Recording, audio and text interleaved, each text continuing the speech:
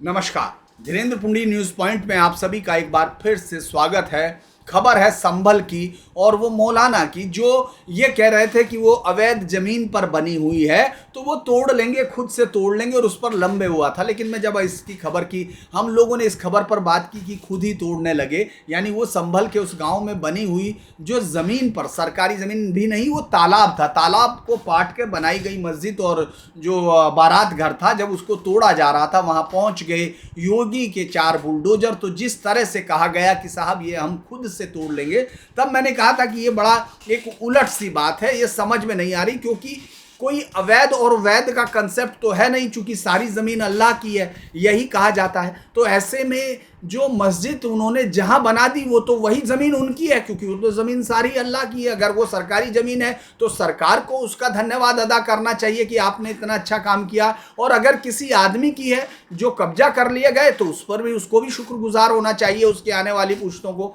लेकिन यहाँ उल्टा हुआ, वहाँ बुलडोजर पहुंच गए तो बुलडोजर पहुंच गए, और अब अगले दिन तो तारीख थी, उनको सुनना था। तो मैं बार बार ये कह रहा था कि अदालत तक नहीं पहुंचे, ये बड़ी हैरानी की बात है। खुद से वो, आपने देखा होगा कुछ, वो वीडियो देखिए आप। अब एक झूठ के जाल को समझिए कि वो वीडियो से ईंट से हटाने की, दीवार पर से उन्होंने ये दिखाने के लिए, चूंकि पूरे प्रशासन से जब ये पहुंचे थे शुक्रवार को, उससे पहले ये जब तमाम पहुंचे बुलडोजर, तो उनको कहा गया बृहस्पतिवार को कि हमको 4 दिन का समय है, हम इसको खुद हटा लेंगे। और चूंकि सरकार, जो डीएम ने पेंसिया, और उन्होंने टाइम दे दिया कि साहब ठीक है आप खुद से हटा लीजिए, क्योंकि नहीं तो ये कहा जाएगा कि अत्याचार हो रहा है। ये बात स्टेब्लिश हो चुकी नीचे तक कि वो है। अब इस पर ये लोग जो है कोर्ट में पहुंच गए और अर्जेंट सुनवाई के लिए कल, और सुन भी लिया गया इलाहाबाद हाई कोर्ट। हम लोगों को इस बात की, अदालतों को, इस देश की अदालतों को इस बात के लिए बहुत बहुत साधुवाद कहना चाहिए कि वो भले ही सड़क पर मरते हुए लोग 1,74,000 हैं,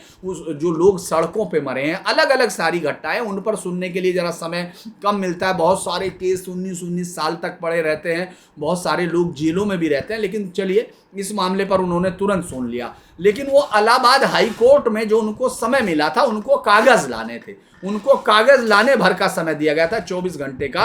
अब वो जो है इलाहाबाद पे जब वो पहुंचे, शनिवार को सुनवाई हुई, तो शनिवार को इलाहाबाद हाई कोर्ट ने इस पूरी याचिका को खारिज कर दिया। यानी जिस उम्मीद से गए थे, हालांकि उनकी उम्मीदें आजकल नाउम्मीदी इसलिए होने लगी क्योंकि अदालतें अब इस देश की कुछ हिस्सों में, या कुछ अदालतें ये समझने लगी कि जो जिहादी माइंडसेट है, जो इस तरह से इस देश के कानून को घुटनों के बल पे लाने के लिए अदालतों का इस्तेमाल कर रहा है, वो ये जानते हैं कि जिस तरह से बहुसंख्यक समाज को नीचा दिखाना हो, या सरकारी कार्रवाई में रोक लगानी हो, या तमाम चीज़ें, उसके लिए वो खुलकर अदालतों का इस्तेमाल करते हैं। और अदालत की कानून की लिखी हुई धाराओं के सहारे, जो सब आदमियों को समान कहती हैं, आप वहाँ इस्लाम की सर्वोच्चता स्थापित करने के लिए उन्हीं धाराओं का इस्तेमाल करते हैं। ये धीरे धीरे अदालतों को समझ में आने लगा।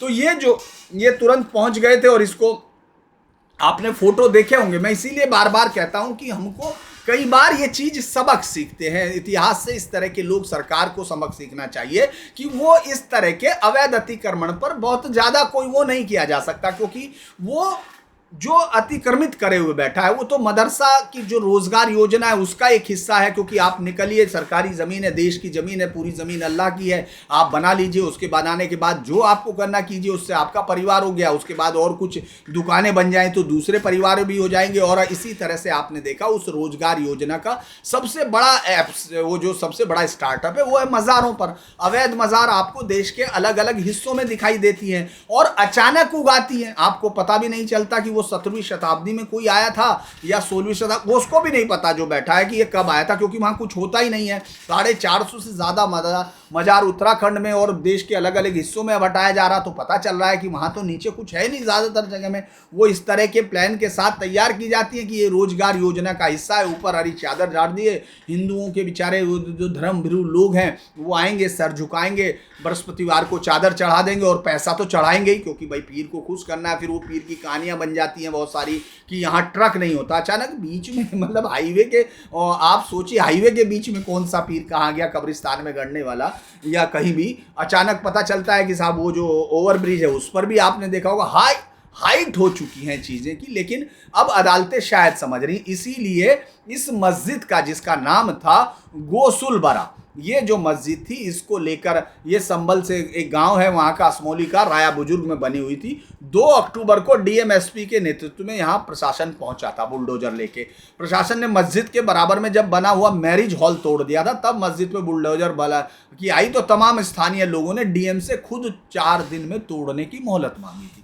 आप ये समझ रहे हैं, दरअसल उन तमाम लोगों ने जिन्होंने उस समय तमाम कस्में खाई होंगी, मैं आपको किसी कसम का नाम नहीं दे रहा हूं, लेकिन सबसे जो उम्दा कसम है वो आप भी जानते हैं, जो खाई होंगी लगातार, और वो तमाम लोगों को मोजिज लिखा गया होगा। उसके बाद जब गुरुद्वारों उसके बाद गुरुवार को उन्होंने दिखाई देना, चूंकि डीएम ने तो भाई सीधे विश्वास में समय दे दिया और बाहर की दीवार तोड़ना शुरू कर दिया। शुक्रवार को नमाज के बाद कुछ लोगों ने खुद ही मंदिर की बाउंड्री वॉल तोड़ी और उसके बाद फिर जो है तुरंत एक दूसरा पक्ष जो यानी मोतवल्ली थे वो साहब पहुंच चुके थे कोर्ट में, और वो कोर्ट में पहुंच के उन्होंने इस पर अर्जेंट हियरिंग मांगी थी, जिस पर कोर्ट ने सुनवाई की थी। ये हाई कोर्ट में, चूंकि नीचे से ये सरकार को सब तरह से, सरकार ने इस सब पर सब तरह से कानूनी प्रक्रियाएं करके ये किया था। ये तय हुआ था कि ये जो मस्जिद है ये पूरी तरह से अवैध बनी हुई है, ज़मीन पर कब्जा करके बनी हुई है। खैर मस्जिद को हम लोग नहीं अवैध कहेंगे, लेकिन वो मस्जिद पूरी तरह से उस तरह बनी है कि जिस तरह से वो ज़मीन कब्जे की है, तालाब की है। तो अब उस पर ये जो मस्जिद का निर्माण 10 साल पहले हुआ था गांव के मिंजार नाम के, और यही आदमी वहां पहुंचा था, और ये मौलाना था, मस्जिद का मौलाना भी था। और इस सर्वे का इसका पता कब चला था? इसका पता तब चला था जब पूरे शहर में, संभल में उन 19 मंदिरों और 64 कूपों के लिए वो किया जा रहा है कि किस तरह से वो सर्वे किया जाए और निकाला जाए। तो उसके बाद ये सब पहुंचे थे, और उसका नुकसान क्या हुआ कि साहब मतलब जो सरकार ने उनको छूट दी वो तुरंत पहुंच गए और उन्होंने तुरंत जाकर कर दिया कि साहब हम लोगों को इसको निर्माण को रोक दिया जाए, क्योंकि ये उनको उम्मीद थी, उनको ये उम्मीद थी कि अदालत उनकी सुन लेगी और फिर वो जो है इस पूरे मसले को लेके आगे चले जाएंगे शनिवार को। और चूंकि कल जब वो पहुंचे थे तो उन्होंने अपील में कहा था कि ध्वस्तीकरण के लिए 2 अक्टूबर को गांधी जयंती और दशहरे का दिन चुना गया। कार्रवाई के दौरान कोई बड़ा हादसा या बवाल हो सकता था, इस बात की जिम्मेदारी वो पुलिस वालों पर ही डाल रहे हैं। तो ये जो सुनवाई इसमें स्पेशल हुआ था, तो इस पर मैं बता दूं उन्होंने अर्जेंट याचिका दाखिल की थी। शुक्रवार को कोर्ट में सुनवाई हुई, छुट्टी के दिन कोर्ट में सुनवाई हुई, बेंच बैठी, सुनवाई में हुई याचिका में जो है ध्वस्तीकरण पर रोक, और दिनेश पाठक की बेंच थी जिन्होंने 1.25 घंटे, जस्टिस दिनेश पाठक ने इस पर 1.25 घंटे सुनवाई की थी, और शनिवार की सुनवाई के लिए मामला दे दिया गया था। जो वही गोसुल बारा और उसके जो मंजर है मुतवल्ली, वही जो मिंजार है, उसने दलील दी थी कि भाई मैरिज हॉल को तो ध्वस्त कर दिया गया और ये सब चीज़ें उसने कि मैरिज हॉल, और जबकि सरकार पूरी तरह से वो बता चुकी, और वो सिर्फ किस उम्मीद पे आए थे कि एक अदालत जो है उनकी सुन लेगी, क्योंकि इस देश में उन्होंने अदालतों को कई बार इस तरह के अंधेरों में रखे, और आपको मालूम होगा वो केस तो शायद ही कभी भूलें जिस तरह से नूपुर के मसले में सुप्रीम कोर्ट के एक जस्टिस ने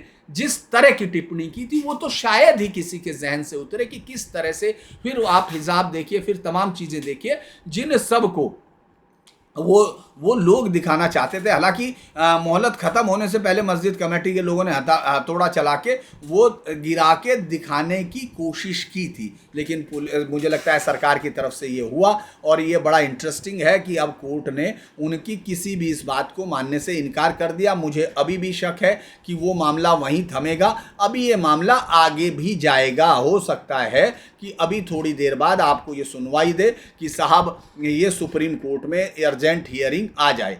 तो ये जो इस पर अर्जेंट हियरिंग होगी वो अभी अगर ऐसा हुआ होगा तो हम लोग उसको देखेंगे, और उसको देखने के बाद फिर अगर आपको कुछ अपडेट होगा तो बताएंगे। क्योंकि आज मैं जो वीडियो था वो एक दूसरे उस पर था, मुझे लगता है विकास अपकीर्ति वाला मसला था, जो दिव्य कीर्ति है, जो अपने आप को दिव्य कीर्ति और आईएएस में जो जिस तरह के झूठ का उसको लगातार, उस पर लगातार झूठ है, और इतने बड़े झूठे इंसान ने माँ सीता पर जिस तरह की टिप्पणियाँ की थी वो, और जिस तरह धार्मिक ग्रंथों का उसने सहारा लिया था, वो समझ रहा था कि वो सच, क्योंकि वो जिस तरह के आदमी के सामने था, उसने शायद इन धर्म ग्रंथों को पढ़ा हो तो वो डिबेट को शायद नहीं समझता होगा कि किस तरह से वो छुपा के, तो जो झूठ, जो मक्कारी उनके साथ में है वो आपको दिखाई देती है। 2 बार उसको 22 में, 23 जिसमें पहले 3 लाख का हुआ और अब 5 लाख का जुर्माना उस पर हुआ, क्योंकि वो झूठी अपने यहाँ से सेलेक्ट हुए उनका झूठ बता रहा था। मुझे लगता है कि उस पर मैं बात करना चाहता था वो तमाम चीज़ों पर, लेकिन आज के लिए इतना ही कि सबसे बड़ी खबर है कि मौलाना को सुप्रीम कोर्ट, माफ़ कीजिएगा, हाई कोर्ट से अब नहीं मिली, अब सुप्रीम कोर्ट तक पहुँचना है। तो संभल की उस मस्जिद को भी आप ऐसे ही मानिए। जो मैं आपसे एक बात, दरअसल किसी भी तरह मैं किसी के प्रति भी किसी तरह का वो नहीं दिखाता हूं कि वो कोई दुर्भाग्य या किसी के प्रति, क्योंकि जो लिखा है और जो कहा जाता है उसी के आधार पर मैं मेरा वो करता हूं, क्योंकि ये बात आप इस्लामिक टेक्स्ट में पढ़ सकते हैं कि पूरी ज़मीन अल्लाह की है। तो लिहाजा ये जो कंसेप्ट है कि ये अवैध है या अतिक्रमण है या ये सब है, ये आपका या इस देश के कानून का होगा। और इस देश के कानून को तो जूतों की नोक पर रखने की कई बार घोषणाएं उसमें होती रही, जब वो ये कहते हैं कि सरतन से जुदा होगा या तमाम जगह पर होगा, तो उसका कारण यही होता है। और इसी बीच में चूँकि वो लोग वहाँ पहुँचे हुए बरेली में, उन लोगों को पहुंचने की कोशिश कर रहे हैं, वो तमाम लोग, उनको रोका गया। इकरा हसन को बॉर्डर पर रोका गया है। साहब कहा कि यूपी में अघोषित इमरजेंसी लगी हुई है, माता प्रसाद हाउस अरेस्ट हैं और ये तमाम चीज़ें वहाँ से चल रही है। ये प्रतिनिधिमंडल जाना चाहता था। माता प्रसाद पांडे ने कहा, जो विधान सभा में अध्यक्ष वो हैं, विपक्ष के नेता हैं, कि साहब हमें जाने से रोका जा रहा है, पुलिस ने कानून व्यवस्था खुद बिगाड़ी है। अगर दो समुदाय में कोई झड़प होती तो मैं मान लेता था कि कोई गंभीर यानी दंगा होता तो ये मान लेते। ये कह रहे कि स्थानीय लोगों ने कहा साहब बड़े पैमाने पर न्याय हो गया, मुकदमा एक व्यक्ति पर लिखा जाता है और गिरफ्तारी 4 की होती है। दरअसल अभी वहाँ इनका डर और इनका खौफ इसलिए आया है क्योंकि वहाँ जो बाकी तमाम लोगों की पहचान कर ली गई है, उनकी संपत्तियों की देखभाल की जा रही है कि कहाँ से किसी ने अतिक्रमण किया हुआ है, क्या किया हुआ है, तो वो सब है। और सबसे बड़ी बात है कि माता प्रसाद ने दावा किया है कि ये समुदाय बहुत डरा हुआ है, वो पुलिस और प्रशासन से भयभीत है और दूसरे समुदाय से कोई झगड़ा नहीं। ये बात जो है, मुझे लगता है कि ये लोग किसको समझाना चाहते हैं, ये बात शायद खुद को समझना चाहिए इनको, बाकी तो अब लोग शायद इनसे नहीं समझेंगे। तो आज के लिए अभी इतना ही, फिर बात होगी, अलग इशू पर होगी, पाकिस्तान आत्महत्या करना चाहता है उस पर बात होगी। लेकिन अभी आज इतना ही कि मौलाना बड़ी उम्मीद से पहुँचे थे, लेकिन उम्मीद बर नहीं हुई। आज के लिए इतना ही, नमस्कार।